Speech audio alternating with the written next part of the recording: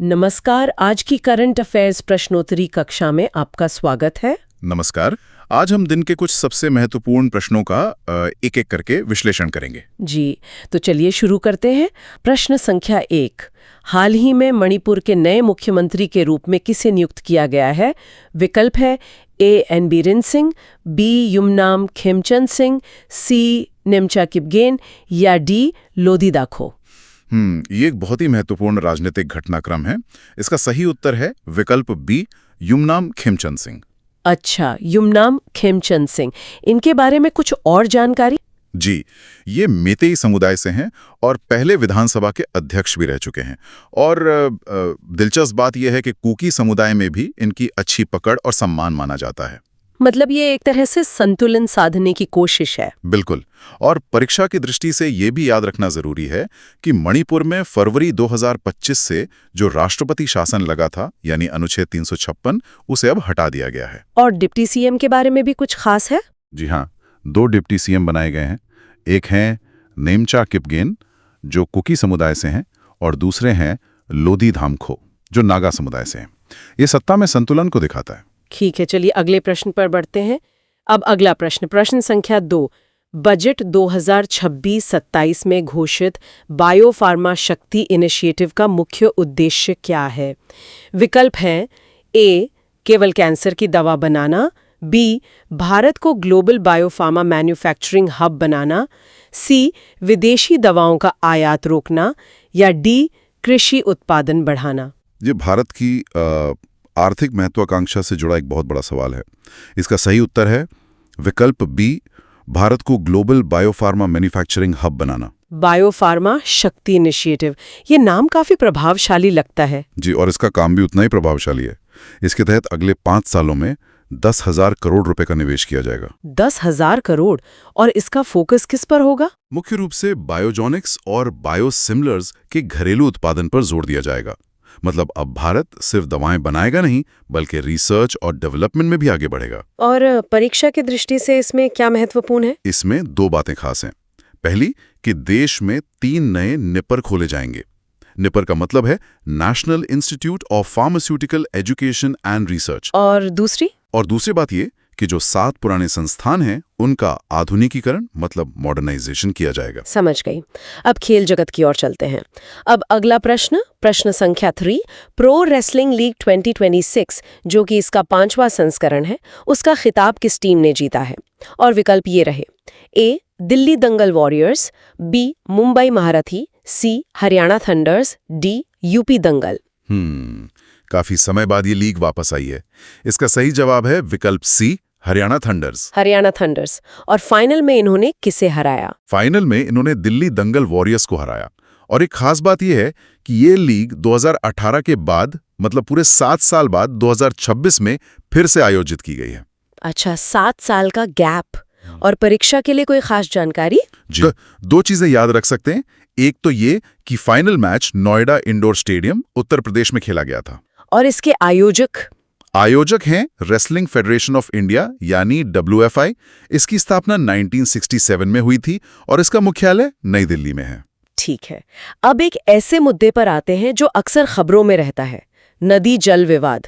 अब अगला प्रश्न संख्या 4, चर्चा में रहा पेन्यार नदी जल विवाद किन 2 राज्यों के बीच है? विकल्प है ए कर्नाटक और केरल, बी तमिलनाडु और आंध्र प्रदेश, सी कर्नाटक और तमिलनाडु या डी केरल और तमिलनाडु। कावेरी के बाद ये दक्षिण भारत का एक और महत्वपूर्ण जल विवाद है और इसका सही उत्तर है विकल्प सी, कर्नाटक और तमिलनाडु। कर्नाटक और तमिलनाडु। तो इस विवाद में अभी हाल में क्या हुआ है? अभी सुप्रीम कोर्ट ने केंद्र सरकार को एक पेन्यार रिवर वाटर डिस्प्यूट ट्रिब्यूनल बनाने का आदेश दिया है। और तमिलनाडु का मुख्य आरोप क्या है? तमिलनाडु का आरोप है कि कर्नाटक ने नदी पर कई चेक डैम बना दिए हैं, जिससे उनके हिस्से में पानी का बहाव बहुत कम हो गया है। और अगर परीक्षा की दृष्टि से देखें तो इस नदी के बारे में क्या जानना जरूरी है? देखिए, इसका उद्गम कर्नाटक की नंदी हिल से होता है और ये बहकर तमिलनाडु जाती है। अच्छा। और एक और रोचक तथ्य ये है कि ये तमिलनाडु की दूसरी सबसे लंबी नदी है। कर्नाटक में से दक्षिण पिनाकिनी के नाम से भी जाना जाता है। दक्षिण पिनाकिनी, ये याद रखने वाली बात है। चलिए अब तकनीक की दुनिया में चलते हैं। अब अगला प्रश्न, प्रश्न संख्या 5। वॉइस आधारित अकाउंटिंग ऐप पिलो AI किस राज्य सरकार द्वारा लॉन्च किया गया है? आपके विकल्प हैं A Telangana, B Andhra Pradesh, C Karnataka, D Maharashtra. ये तकनीक को आम आदमी तक पहुंचाने की एक बहुत अच्छी मिसाल है। इसका सही जवाब है विकल्प B आंध्र प्रदेश। पिलो AI। तो इसे आंध्र प्रदेश के मुख्यमंत्री ने लॉन्च किया है। जी हाँ, CM N चंद्रबाबू नायडू ने इसे लॉन्च किया। इसका उद्देश्य बहुत साफ है, छोटे व्यापारियों और MSMEs को डिजिटल बनाना और जो हाथ से बही खाता लिखने का काम है उसे खत्म करना। मतलब ये आवाज से चलेगा, बोलकर अकाउंटिंग? बिल्कुल, यही इसकी खासियत है। ये ऐप वॉइस कमांड से, मतलब सिर्फ बोलकर अकाउंटिंग करने की सुविधा देता है। ये तो बहुत ही अनोखा है। हाँ, और परीक्षा की दृष्टि से ये भी जानना जरूरी है कि इसे अभी 5 भाषाओं में लॉन्च किया गया है ताकि ज्यादा से ज्यादा लोग इसका इस्तेमाल कर सकें। बहुत बढ़िया। अब एक नियुक्ति से जुड़ा सवाल। हाँ। अब अगला प्रश्न, प्रश्न संख्या 6। भारतीय विमानपत्तम प्राधिकरण यानी AAI की बोर्ड मेंबर बनने वाली पहली महिला कौन बनी है? विकल्प हैं A Nivedita Dubey, B Soma Mandal, C Alka Mittal या D जयश्री वर्मा। ये एक ऐतिहासिक नियुक्ति है। सही उत्तर है विकल्प A निवेदिता दुबे। पहली महिला बोर्ड मेंबर, ये वाकई एक बड़ी उपलब्धि है जी। AII के इतिहास में ऐसा पहली बार हुआ है कि कोई महिला बोर्ड मेंबर बनी है। ये प्रयागराज उत्तर प्रदेश से हैं और इन्हें एयरलाइन सेक्टर में 30 साल का अनुभव है। बहुत प्रभावशाली। और AII के बारे में परीक्षा के लिए कुछ महत्वपूर्ण तथ्य? जी, AII की स्थापना 1 अप्रैल 1995 को हुई थी, AAI एक्ट 1994 के तहत। और इसके बोर्ड में कितने सदस्य होते हैं? AII के बोर्ड में कुल 13 सदस्य होते हैं और इसका मुख्यालय, जैसा कि हम जानते हैं, नई दिल्ली में है। ठीक है, अब बात करते हैं रक्षा और सैन्य अभ्यास की। अब अगला प्रश्न, प्रश्न संख्या 7। संयुक्त सैन्य अभ्यास खंजर 13 का आयोजन भारत और किस देश के बीच किया जा रहा है? विकल्प है A Kazakhstan, B Uzbekistan, C Kyrgyzstan, D Mongolia. खंजर, नाम से ही इसकी गंभीरता का अंदाजा लगता है। इसका सही उत्तर है विकल्प C किर्गिस्तान। भारत और किर्गिस्तान, और ये अभ्यास कहाँ हो रहा है? इसका आयोजन स्थल है मसामारी, जो असम में है, और ये एक काउंटर टेररिज्म एक्सरसाइज है जो 14 दिन तक चलेगी। तो आतंकवाद विरोधी अभ्यास है ये? जी। और परीक्षा के लिए याद रखें कि खंजर अभ्यास की शुरुआत साल 2011 में हुई थी। अच्छा, तो ये इसका 13वां संस्करण है। बिल्कुल। और इस बार भारत की तरफ से पैराशूट रेजिमेंट और किर्गिस्तान की तरफ से उनकी स्पेशल फोर्स स्कॉर्पियन ब्रिगेड हिस्सा ले रही हैं। ठीक है। अब एक सरकारी पोर्टल से जुड़ा सवाल। अब अगला प्रश्न, प्रश्न संख्या 8। पैमाना पोर्टल किस मंत्रालय द्वारा लॉन्च किया गया है? आपके विकल्प हैं A गृह मंत्रालय, B वित्त मंत्रालय, C सांख्यिकी एवं कार्यक्रम कार्यान्वयन मंत्रालय या D ग्रामीण विकास मंत्रालय। पैमाना नाम अपने आप में इसका उद्देश्य बता रहा है। इसका सही उत्तर है विकल्प C सांख्यिकी एवं कार्यक्रम कार्यान्वयन मंत्रालय, जिसे मॉस्पी भी कहते हैं। तो ये पोर्टल क्या मापता है? इसका उद्देश्य क्या है?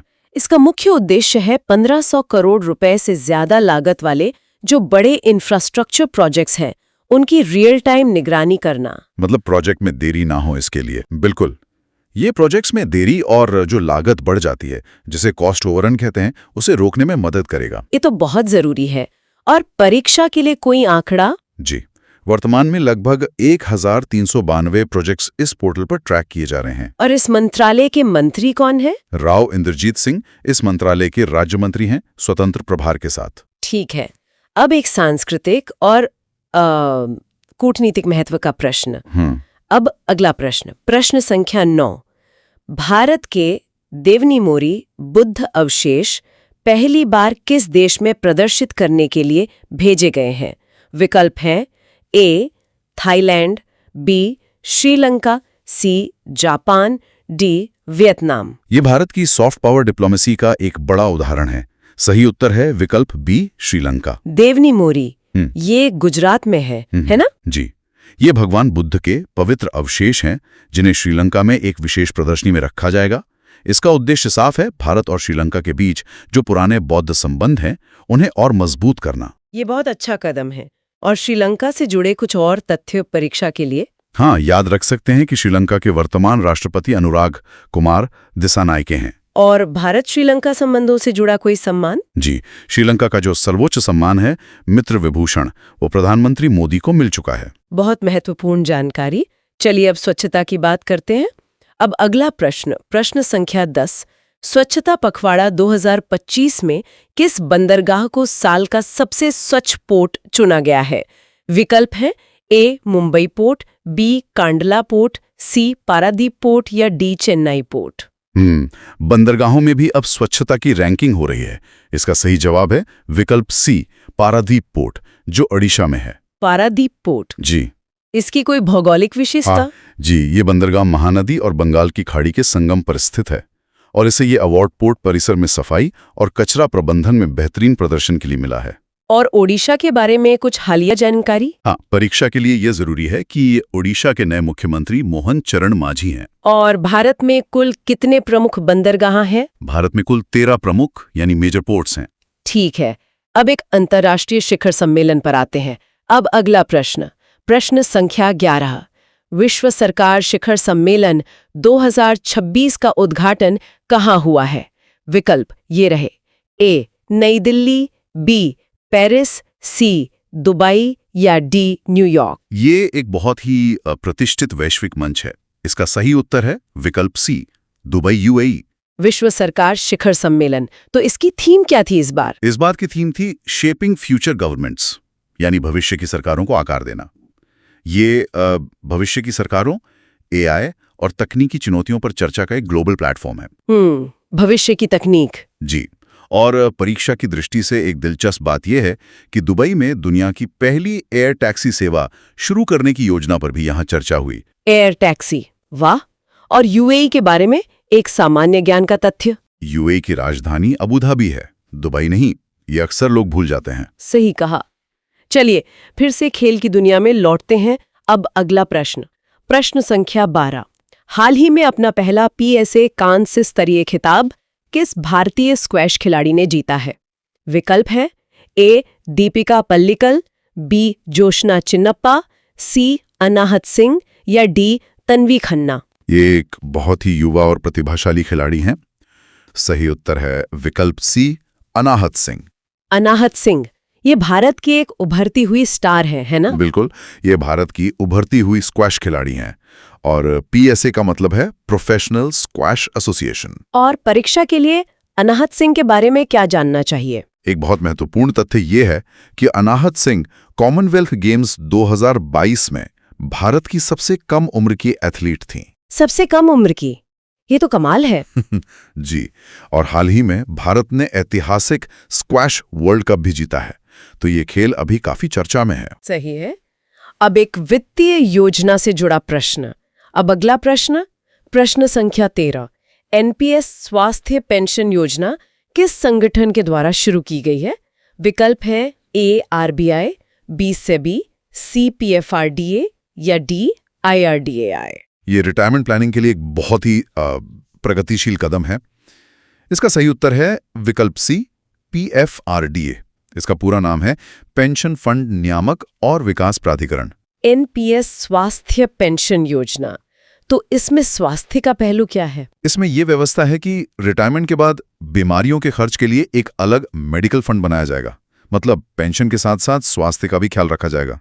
और इसकी सबसे खास बात क्या है? इसकी सबसे खास बात है कि इसमें बीमारियों के लिए कोई वेटिंग पीरियड नहीं होगा, जो ज्यादातर हेल्थ इंश्योरेंस में होता है। ये तो बहुत बड़ी राहत है। और पीएफआरडीए के बारे में परीक्षा के लिए? पीएफआरडीए की स्थापना 2003 में हुई थी और इसका मुख्यालय नई दिल्ली में है। ये भारत में पेंशन सेक्टर का रेगुलेटर है। ठीक है, अब बैंकिंग से जुड़ा एक और सवाल। अब अगला प्रश्न संख्या 14। भारत का पहला आरआरबी सह ब्रांडेड रुपे क्रेडिट कार्ड किस बैंक ने लॉन्च किया है? विकल्प है ए बड़ौदा यूपी ग्रामीण बैंक, बी त्रिपुरा ग्रामीण बैंक, सी केरल ग्रामीण बैंक या डी प्रथम बैंक। ये ग्रामीण बैंकिंग में एक नया अध्याय है। सही उत्तर है विकल्प बी त्रिपुरा ग्रामीण बैंक।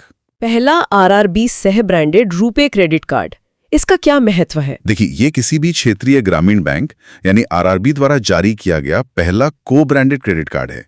इससे खास तौर पर पूर्वोत्तर और ग्रामीण भारत में डिजिटल पेमेंट को बहुत बढ़ावा मिलेगा। मतलब क्रेडिट कार्ड अब गांव तक पहुंच रहा है। जी, और परीक्षा की दृष्टि से आरआरबी की स्थापना 1975 में हुई थी और रुपे जो है वो भारत का अपना कार्ड नेटवर्क है जिसे एनपीसीआई ने बनाया है। बिल्कुल। चलिए अब आज के आखिरी प्रश्न पर आते हैं। अब अगला प्रश्न संख्या 15।